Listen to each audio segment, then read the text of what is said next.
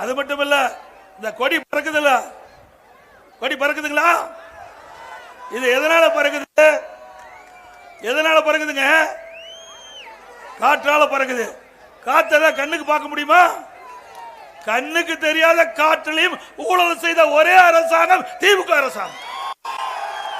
விஞ்ஞான முறைப்படி செஞ்சீங்க. 2G ஸ்பெக்ட்ரம் 1,74,000 கோடி ஊழல் செய்து மத்திய ஆட்சி அதிகாரத்தில் இருக்கும் போது திகார் ஜெயில திரு கனிமொழி அவர்களை அரெஸ்ட் பண்ணாங்க, திரு ராஜா அவர்களை அடைச்சாங்க. அப்ப யாருடைய அரசாங்கம்? மத்தியிலே காங்கிரஸ் ஆட்சி, திமுக ஆட்சியில பங்கு பெற்றிருந்தது. அந்த காலகட்டத்தில் அந்த கூட்டணி இருக்கின்ற திமுக சேர்ந்த கருணாநிதி குடும்பத்தை சேர்ந்தவர்களும் திகார் ஜெயிலே அடைக்கப்பட்டார்.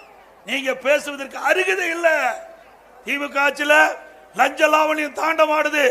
கமிஷன், கலெக்ஷன், கரப்ஷன், இதுதான் திமுக தாரக மந்திரம்.